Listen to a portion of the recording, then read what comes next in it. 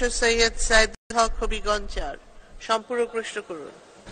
মাননীয় স্পিকার, আমাদের নির্বাচনী এলাকা ৪ মাধবপুর চুনারঘাটে 25টা চা বাগান এবং 2টা রিজার্ভ ফরেস্ট আছে। আমার জানা মত উপজেলায় তো সম্পদ জন্য আর কোথাও কিনা আমার জানা নাই। আমার বক্তব্য হচ্ছে, মাননীয় স্পিকার, মাননীয় মন্ত্রীর কাছে আমার জিজ্ঞাসা যে মাননীয় প্রধানমন্ত্রীর যে 6 লেন সিলেট বরাবরে করতেছেন, এতে আমাদের দূরত্ব কমে যাবে 4 ঘন্টা থেকে মাত্র 2 ঘন্টায়।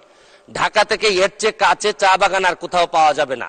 তো পর্যটন মন্ত্রণালয়ের এইরকম মাননীয় প্রধানমন্ত্রীর এই স্পিডের সাথে তারা আমাদের এই পর্যটনটাকে সামনের দিকে নিয়ে যাওয়ার জন্য কিছু করবেন কিনা।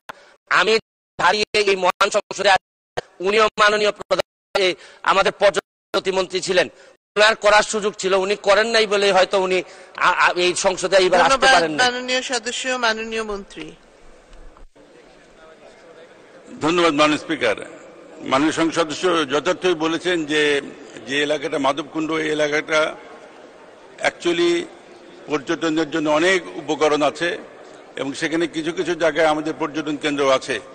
যদি মাননীয় সংসদ সদস্য স্পেসিফিক্যালি কোনো জায়গার কথা বলেন এবং আমাদের সঙ্গে দেখা করেন, তাহলে আমরা সেখানে পর্যটন কেন্দ্র করা যায় কিনা সেটা বিবেচনা করা হবে। ধন্যবাদ মাননীয় স্পিকার।